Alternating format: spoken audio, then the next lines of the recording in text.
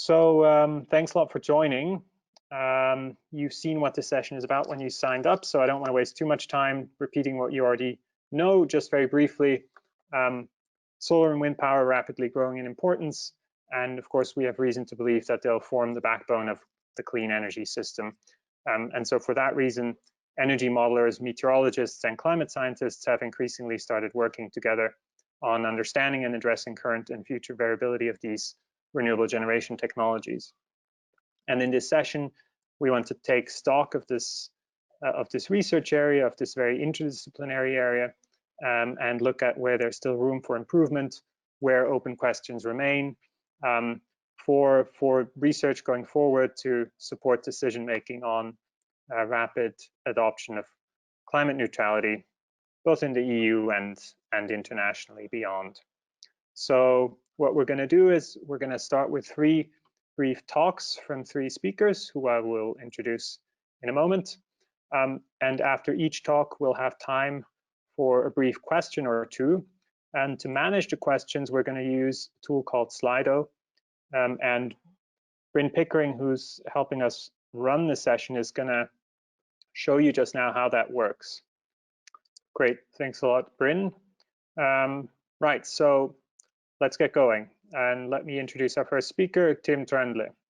Tim is a researcher at the Institute for Advanced Sustainability Studies in Potsdam, where he analyzes European energy policy, in particular the implications and trade-offs of different possible pathways to a fully decarbonized energy supply.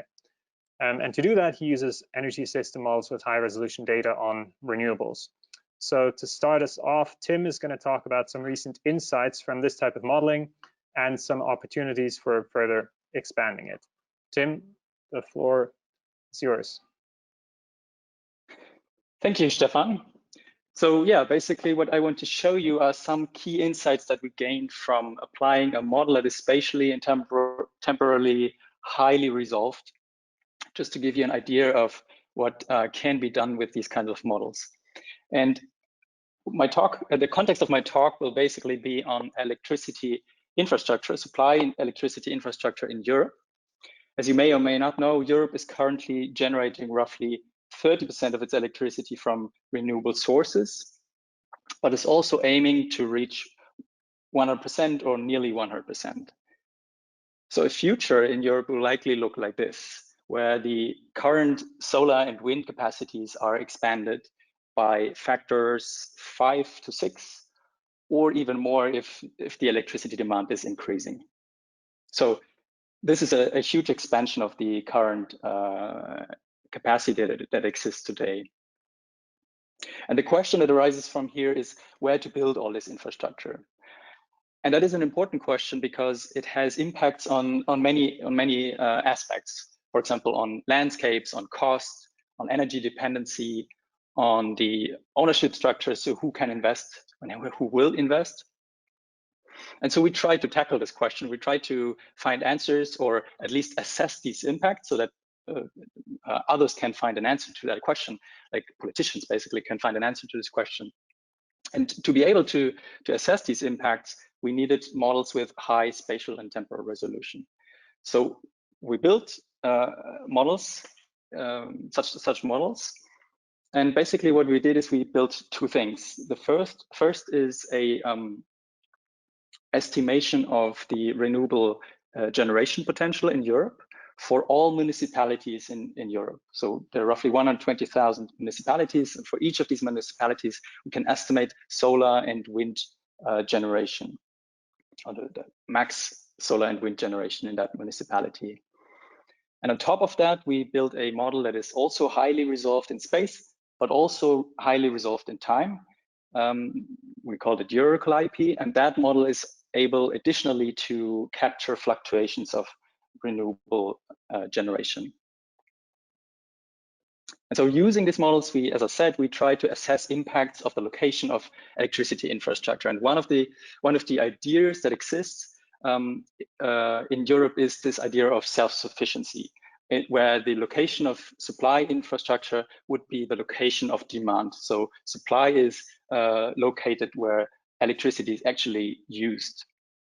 And we asked ourselves the question, is that at all possible? in Europe? And is it possible for Europe as a whole, as a continent? Is it possible for individual countries? Is it possible for individual regions? And is it possible for single municipalities in Europe? And this idea of whether it's possible or not, basically what we did is we said, as a necessary condition, the generation potential must be higher than the demand. If the generation potential is below demand, it's certainly not possible in that area. And what you see here is the result for these 4 layers that I was talking about. Now I show you 2 of them in more detail. The first is this continental layer. So in here, Europe as a continent is self-sufficient, and you see this entirely green map telling you that yes, that is possible. So what this means is Europe doesn't have to import electricity if it doesn't want to. It can power itself with electricity from sun and wind. But then if I move down to the municipal layer, in which municipalities, each municipality tries to be self-sufficient, you see these red dots all over Europe. So these are the municipalities where it is not possible. The generation potential is below electricity demand. So here certainly self-sufficiency doesn't work. Still, you see that the largest part of that map is green. So for the largest part of Europe, self-sufficiency on the municipal layer still is possible. Okay, so this is one of the things we could find out with this model. It is highly resolved in space, but we could also show a trade-off that comes with the idea of self-sufficiency, and that is the geographic concentration of supply infrastructure. So if you're locating supply infrastructure where demand is, of course you're concentrating it in locations with high demand, and that's not a problem for small cities or villages, but for a metropolitan area like Paris, this can be a problem because you're adding stress to the land that is already very dense and very has a lot of stress already. So this is a trade-off that comes with self-sufficiency that you have to accept if you want to go for self-sufficiency.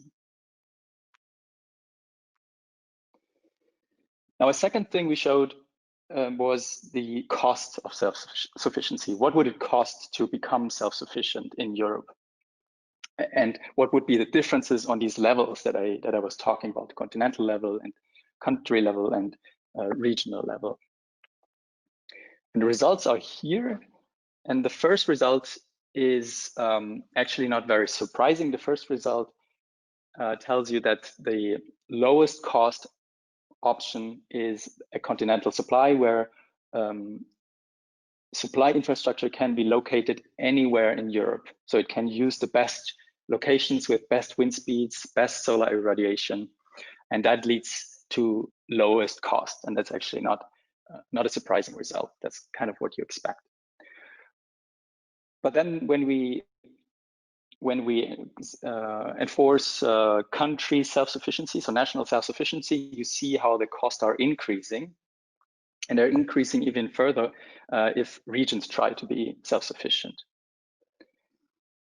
But these 21% that you see here, this case of the regional supply, is a case where there's still a continental power grid that can be used to balance fluctuations, right? So actually, it's not full self-sufficiency, it's rather net self-sufficiency. The supply is within the region, but the fluctuations of that supply can be handled anywhere in Europe through trade. Now, if we prohibit this trade as well, and we prohibit trade between countries, you see how costs increase. And if we prohibit trade between regions as well, you see how costs increase even further. And now what all of this tells you is that the location of supply infrastructure is, of course, increasing cost, but it's not a major cost driver. It increases costs roughly by 20%. What's more important is the location of the balancing infrastructure and also the way balancing works. And by balancing, I mean things like storage, battery storages, or hydrogen storages, and the like. So supply location is not as important as the balancing location. So I told you that the continental supply has least cost, and again, this is not a very surprising result, but we can also show a trade-off that comes with this idea, with a system that is built based on the idea of least cost. This system also has a geographic concentration of the infrastructure, but this time at the best locations. So you see these dark red dots on that map. These are the locations where the most of the electricity is generated. And so they have a lot of supply infrastructure within the region. And on the other end of the kind of chain, you see all of these blue regions that import a large part or all of their electricity.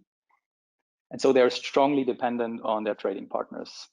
And both of these things you can consider as trade-offs that come with this notion of a least cost system.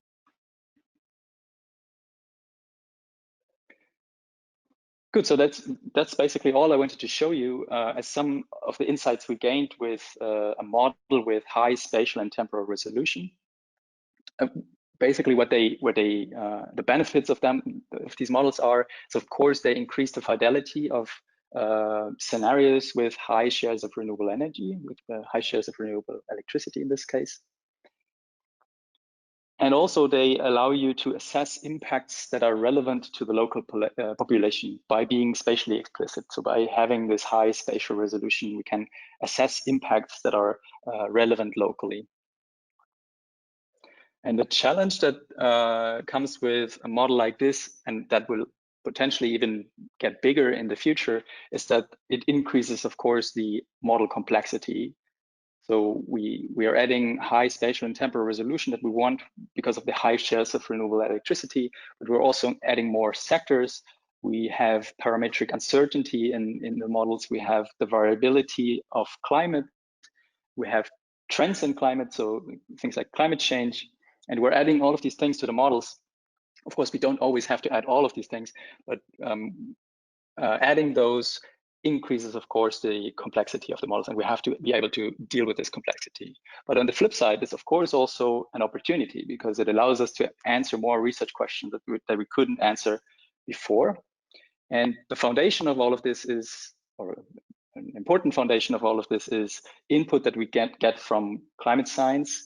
And that is also the topic of the subgroup that we will be discussing later on. But for now, I want to thank you for your attention.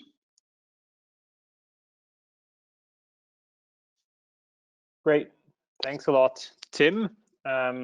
Perfectly on time as well, making up for some of the time we lost in getting the session started. We have a couple of questions that have come in, and we're going to allow. We're just going to go for the most upvoted one. And we'll see how we stand time-wise after everybody has spoken, whether we can allow some more questions or whether we have to go for those in the subgroups. So the most upvoted one right now is from Gabriel on how, and he's asking, how is the model spatially disaggregating demand from national totals? That works mainly based on population counts, but also based on the location of industry. So what this means is that, so we have a database of at least the largest industrial plants in Europe and an estimation of their electricity demand. That's what we subtract from the national data. And then we use the population count as a proxy, not only for households, but also for commercials, saying that commercials are equally distributed in the country to then disaggregate the rest of the electricity demand. Okay, great. Thanks a lot. I guess we don't have an opportunity to easily check whether or not that answers the question, so we'll just assume it has. Thanks again, Tim. So Thanks. Our next speaker is Alberto Troccoli.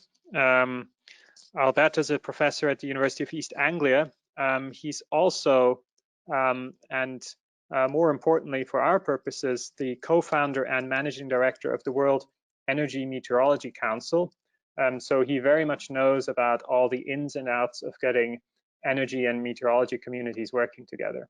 And he spent time at institutions like NASA, the ECEMF, CSIRO, has led a range of international research projects dealing with how to use weather and climate data for improved decision-making and risk management. And today, he's going to show us in particular the range of energy relevant data already available through the Copernicus Climate Change Service.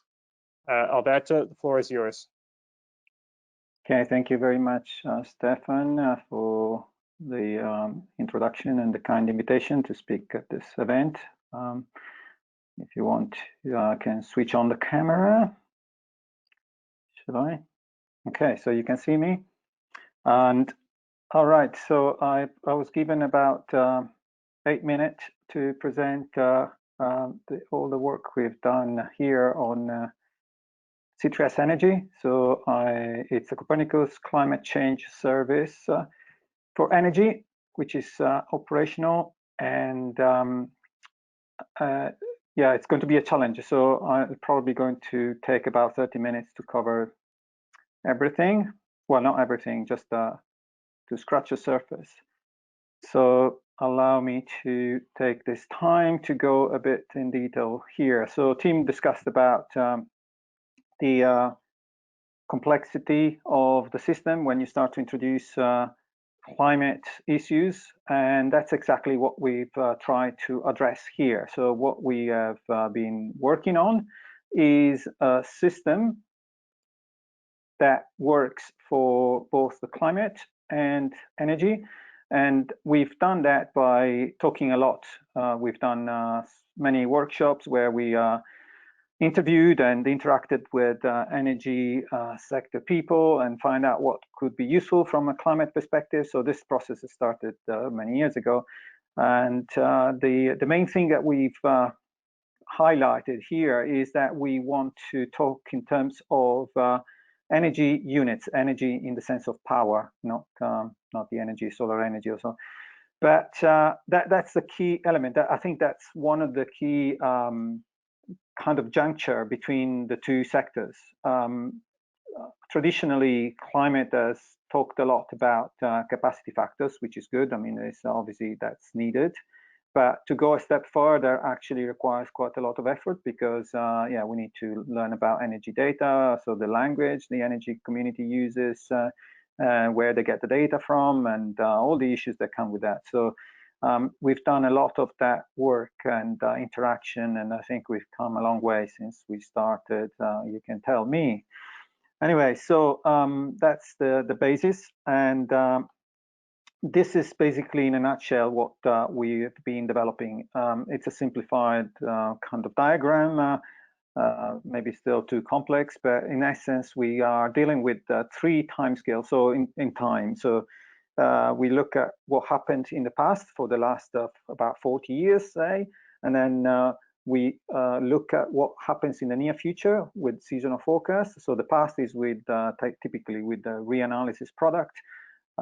Seasonal forecast then are used for the kind of present, and then future, we look at the future with climate projection. So we cover quite a long range of timescales, and the purpose really is to isolate the role of climate and all the complexity that is energy. So obviously energy has a lot of factors that contribute to the why there's demand is such and such, and from country to country varies and so on. So our role is not to understand all the social aspects or technological aspects. It's more how we can isolate the climate. So that's a key aspect of what we do. And we start by taking the best climate data we can. So we look at that and try to improve it where we can. Sometimes there are biases and errors and so on. So we do quality control on the climate first, and then we convert that into electricity. So here also we talk about energy, but at the moment it's mainly electricity, like with Tim, I think. And so we look at electricity demand, wind power production, both onshore, offshore, PV production, only PV for now, given the predominance of PV, and then hydropower also, both run-of river and reservoir, not the pumped hydro, because it's yeah, the input from climate is very marginal in that case. So we don't want to enter in that kind of modeling. So we produce all these indicators, both for the climate and energy, for this 3 timescales. So there's quite a complex data system behind this. and it's all done operational. Now I'll show you later a bit what the engine of this looks like, just to give you a flavor of that. What I'm going to do here, instead of covering everything, I just wanted to give you a bit of a background about how we developed and produced all this data, starting from the energy. So I skip the climate. I don't know if it's a good thing for this conference, but it's too late now to change. So climate, we know is pretty good. I mean, obviously, you know, if you talk about seasonal forecast, the scale is what it is, particularly for Europe, but there are improvements nowadays. So also for projections, there's no way to check whether they're good or not. So we trust them. But of course, we do a lot of work with them. We try, as I said, to bias correct. So taking the climate data as a given for this talk, what we do then is we use different methodologies for different type of energy indicators. So for electricity demand, we use models. It's a statistical model based on GAMS, so generalized additive model, and it's only done at this stage for national averages. And I should also have said that everything at the moment here is done for Europe, but there are plans also to extend beyond Europe for future developments of C3S energy. So let's focus on Europe, and most of I think the attendees are from Europe anyway, so that's not a big problem for this audience. So the electricity demand, we said, is a statistical model, and I'll show you some of the results in a minute. Then for generation, we have wind, which is a very standard model, wind power, so it's physical model. For solar power, we have a mix of, so it's a model, a single model, but it's a mix of statistical and physical models, and it's quite elaborated. So there's, it's not so simple to explain here, but it's done by the group at Armin, and I also take the opportunity to acknowledge and thank all the contributors to C3S Energy. So at the bottom you see the contributors. The World Energy Meteorology Council is the lead of the development of the service, and then CA, IPSL in France, Meteor France, EDF, Met Office, Armin, or Paris Mines Tech in south of France. And lastly, for hydropower, we have also a statistical model, which is a random forest model, and is done, as I said, for the two models, the two types of hydropower, run-of-river and reservoir. Okay, so let's look a bit at the results here. These are just to show you how good the models are.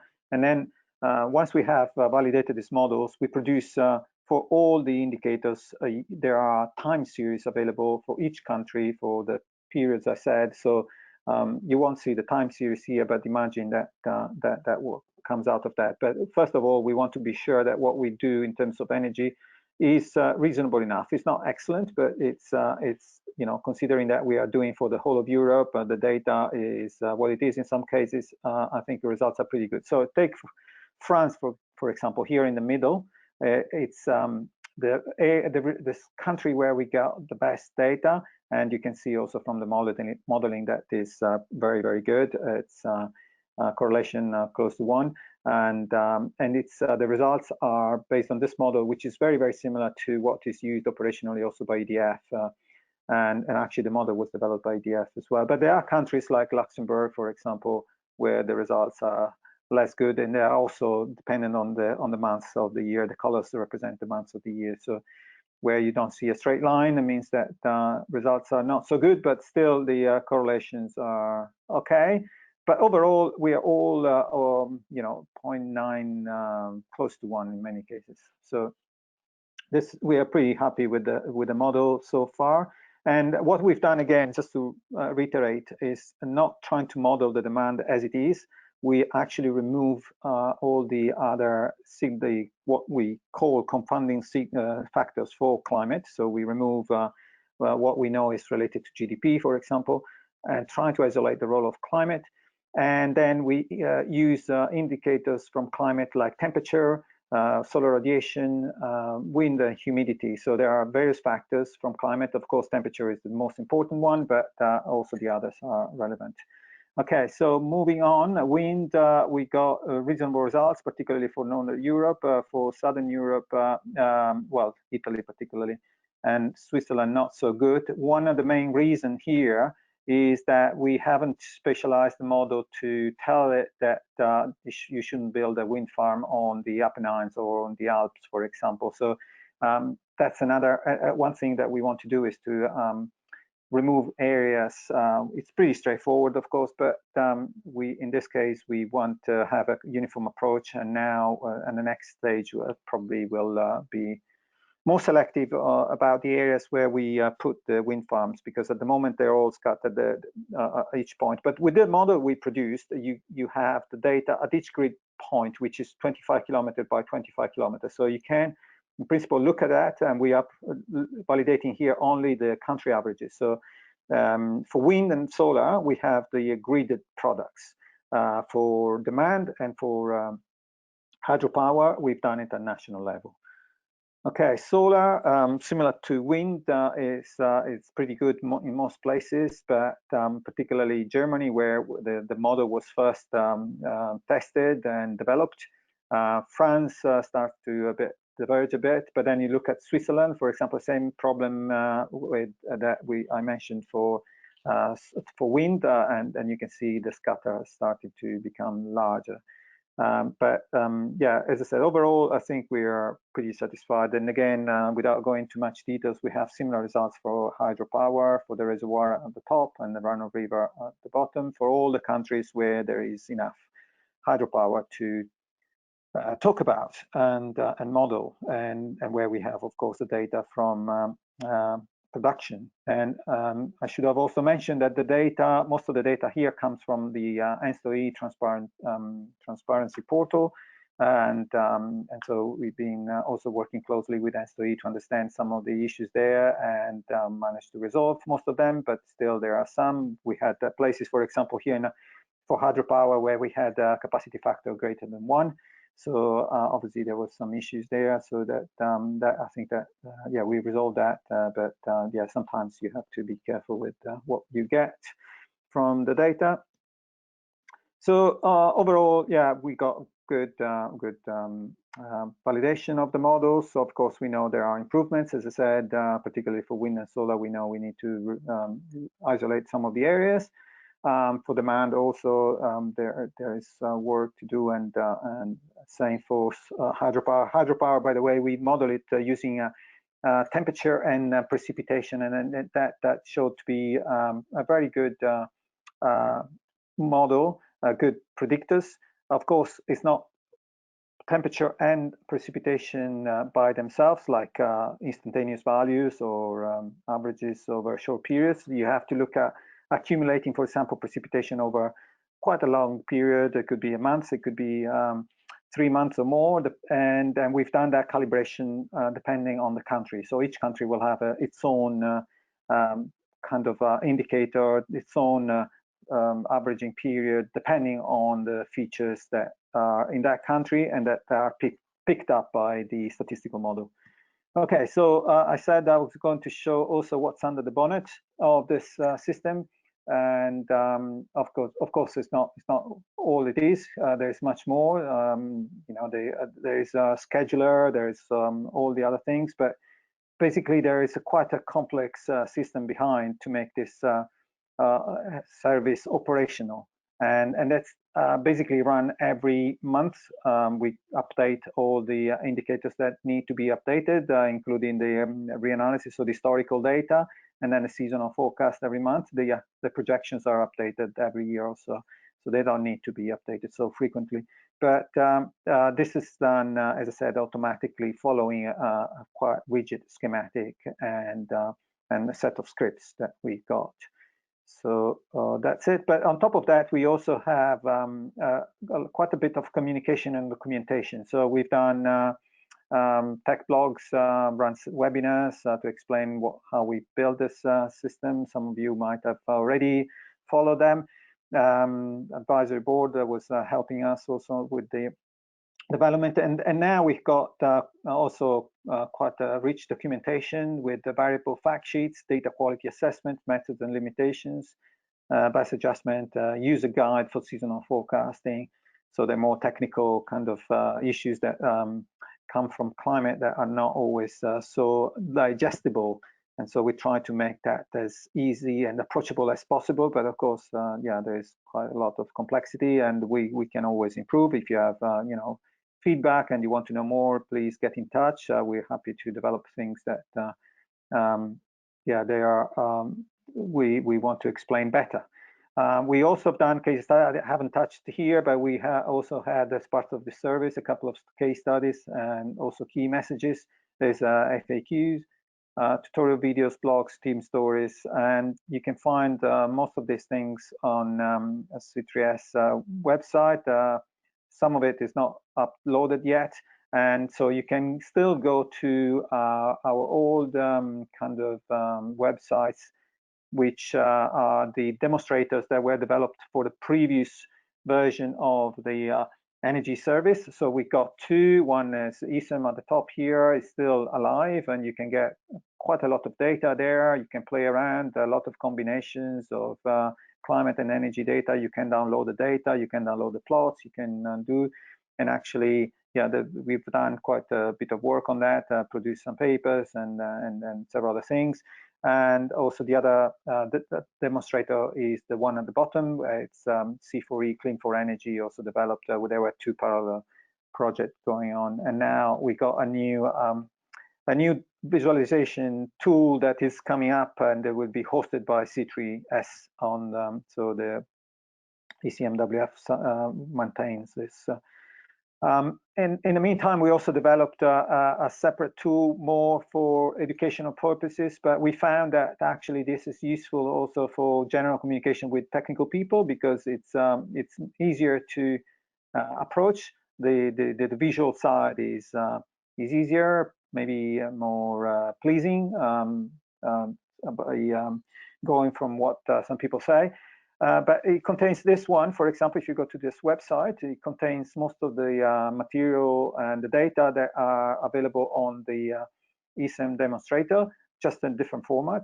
And again, this is live. You can look at this. And now we are working on the next generation also, which is global. So we are going to launch the global version of this very soon. So watch this space. And you can just look at our Twitters or website at wemcouncil.org. So I think that concludes my talk. I managed to stay under the 30 minutes that I threatened you to be awake for, but maybe you've already fallen asleep, maybe hopefully not, because we've got a great talk coming up after me from David. And I just want to give you the website. I think you can also have the presentation later. But there are two talks coming tomorrow, two posters. I encourage you to have a look at those. One by Laurent Dubu, who is going to go a little deeper on the energy indicators that I talked about today. And also Hannah Bloomfield, who got a very nice paper using the data we produced with C3S Energy, looking at projections and various scenarios and so on. I won't steal the thunder, so I'll leave it at that. And thank you very much for your attention.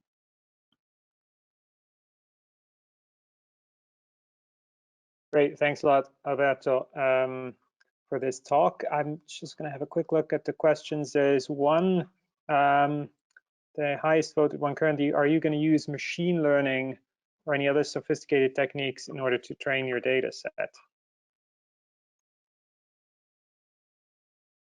Okay, yeah. So yeah, machine learning is sometimes, I mean, in my world, is a bit overused. But if we yeah, machine learning, basically, that's what we're using for hydropower modeling. So I said random forest is what we use, and that classifies as random forest. Of course, we could spend more time and improve things, and we'll likely do that. But like in the case of demand, I think the experts at EDF tried to use different methodologies, and they found that ultimately relatively simple model like GAM was good enough for the purpose. And so yeah, there is a horse for courses, I guess. And yeah, you can play around. You have to balance, time you spend on machine learning and so on.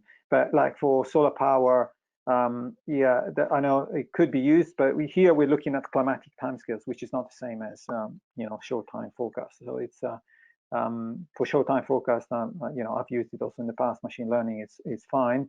But in this case, we need to base it more on physical grounds and a little bit of statistics as well. Wind power is different. It's difficult to see how machine learning could really add too much value. But again, worth testing. And yeah, that's it, I think. Okay, great. Thanks a lot. Other questions can be dealt with later in the groups. So for now, let's move on to David Brayshaw. David is Associate Professor in Climate Science and Energy Meteorology at the University of Reading, and he leads the Energy Meteorology group there. And the research in that group is really on understanding the impact of weather and climate on the energy sector, and to develop new ways to exploit this understanding for the benefit of improved risk management and planning for energy. So David's going to talk to us about some of the current critical questions at this intersection of weather, climate, and energy models emerging from his own work, and maybe also share some insights from a recent workshop he co-organized for the Primavera H2020 project on exactly this topic. So David, thanks a lot, and the floor is yours. So thank you. Sorry, I missed some of the change over there. So I work in the meteorology department at the University of Reading, which is one of the largest research departments concentrating on the fundamentals of weather and climate in the world. And like many of my colleagues, I have a physics and climate science background. Though for the last decade or so, I've been working a lot on the use of that weather and climate information for energy applications. And through that, I've been able to work with the UK TSO, National Grid, various energy traders, but also a series of fairly large-scale programs such as the Primavera Climate Model Development Program, S2S4E. Alberto's already mentioned the ESEM project, which is one of the predecessors of C3S Energy. And as a result of kind of being quite involved in the use of weather and climate information, but energy is still kind of a second scientific language to me. And I think this concept of language is one I want to come back to a bit, because it's one of the key barriers, I think, to the interaction between our two communities, is the lack of a common language there. So I'm not here to sell you a particular data set or a particular model or a particular product that we've produced. I can point to several on our website that we've been developing and using over the last several years. What I want to do instead here is sort of take a bit of a step back and try and focus on what I believe to be some of the kind of the bigger issues with this interface between the weather and climate on the one hand, and the use of that information in energy modeling to solve energy problems on the other. So yeah, I don't want to spend too long on this, but I mean, the background of this is the energy sector has always been exposed to weather and climate since time began. It's been exposed to extremes and fluctuations in demand, but with a rapidly changing climate, with a thrust to decarbonisation, so a growing dependence on the use of renewable generation, and as a result of that, we're actually increasing the exposure of that energy system to climate variations, to weather and climate. Renewables depend, by and large, certainly wind and solar, depend a lot on weather. Now, historically, there have been quite weak connections between these two research fields, so it seems to me very timely that projects such as this are building these bridges to start to anticipate the impacts of climate on energy into the future. So that's changing wind and solar patterns, changing extreme weather that damages infrastructure and so on. But also an area that often gets a little bit more overlooked is to try and ensure that when we do energy system modeling, that the solutions that are produced are robust to the fact that climate is also changing. And this was kind of behind the motivation of running this workshop back in June. I don't know if many of you may have already been there, in which case I apologize, these slides have a very strong overlap with the ones I gave at that workshop. But we were attended by 70 to 80 people, it was online, and we gathered a lot of thoughts and ideas about what the next challenges are for this field. And I encourage people to have a look at it. So we wrote a brief report on this, which is in press at the moment for the Bulletin of the American MetSoc. And this talk kind of presents some of the results and thinking from that workshop. So today I'm going to focus on one particular aspect, and I think it chimes with the interests of a fairly large group here, which is the idea of characterizing climate risk in power system planning. And by that, I generally mean generation expansion planning, transmission expansion planning, rather than sort of integrated assessment models, and not dabbling too much with operations and trading here. But I'm very happy to discuss those other areas offline. But the reason why I'm focusing on this, well, why does climate matter to energy? The prevailing viewpoint, certainly in my community, tends to come from the idea of a physical energy system and whether it is able to cope with climate changes and variations. So it often boils down to the idea of stress events. So it could be damaging weather extremes. So some storm comes along and knocks over all the pylons or floods a substation, or it comes down to compound events. So periods of low wind, high demand that kind of cause residual load on the rest of the power set to be very high. So can we cope? Can we keep the lights on during this low wind cold snap? And that's what a lot of work's boiled around to. But what I'm going to focus on here a little bit more is the idea of these robustness of energy system modeling solutions, particularly think about the kind of these optimizations of how much of which type of renewables we should build into the future. How robust are they to climate uncertainty? So, as I say, this is kind of my second language, but my cartoon picture of that is you have some sort of historic weather data which informs your resource potentials and your demand for heating, for example. So there's some sort of weather sensitive ingredients of the power system. There are some conventional ingredients, so conventional power plants, transmission resources, and many other inputs around policy choices, economic choices, technologies that are coming available. They're fed into some sort of planning model, and it pops some sort of solution which tells us something about where and when to build wind capacity, transmission capacity, various different types of other conventional resources. It gives us a solution of what the lowest cost usually system should look like. The issues with that from the climate perspective is, well, at its heart, that operation, that planning model is often very expensive, and it's very difficult to run very large, very long simulations with it. So as a result, a lot of the inputs that have gone into those, in terms of the weather sensitive parts, tend to be orientated around very limited duration data sets, often just a couple of years long. And then that brings up the question that we know climate, from my side, we know climate is variable from year to year, from decade to decade, and we know there's a changing climate into the future. That brings up the question, are the solutions, these estimated capacities of these different resources, are they robust to the sampling of that weather data? And the short answer to that is that they're probably not, particularly if we're just dealing with individual one-year simulations of weather that are fed into these planning models. So the plot on the middle there shows results from, it's a very simple planning model. It's a single zone copper plate, made to look a bit like the UK, but doesn't really matter the details. But essentially it's allowed to build 4 different technologies: base load, mid-merit, peaking, and wind power. We've asked it to estimate the optimal capacities given some weather inputs for demand and for wind power generation potential. And what you see in the bar chart there is that in each of the bars, focused on the wind one, is if we give it a single year of weather data, we can estimate that the optimum amount of wind power to build should be up to 35 gigawatts, or as little as 2 gigawatts, 1 gigawatt. So there's a huge range if you just pick that 1 year. If you pick a bad year, you're going to be miles off the kind of the average weather, if you like, the average solution. There's a further problem that even if you ran that model, here we've used, I think, about 35 years of weather data are fed into this. If we run the model 35 individual times and calculate the average installed capacity across those 35 individual solutions, we get an average about 20 gigawatts, the center of this white line in the center of the bar, which is still wrong when you compare it against the ideal optimum solution, if you like, which is if you were to solve the model over the whole period, give it all 35 years of data all at once, where it would actually build 17 gigawatts. So the idea that 1 or 2 years worth of weather data thrown into a power system model gives you a robust solution, if you like, from the climate perspective, I think is a little bit questionable now. And I think it's really good that we seem to be kind of starting to progress beyond that as a community.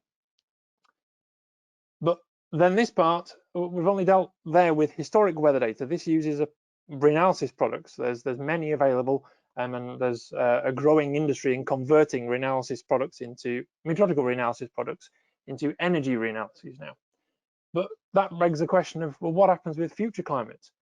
And the uncertainty around what future climate means for energy system planning is only really just beginning to explore. And this is partly one of the reasons why I'm very excited to be here, is to hear more about projects that are beginning to do that, Plan for Airs and others within this space.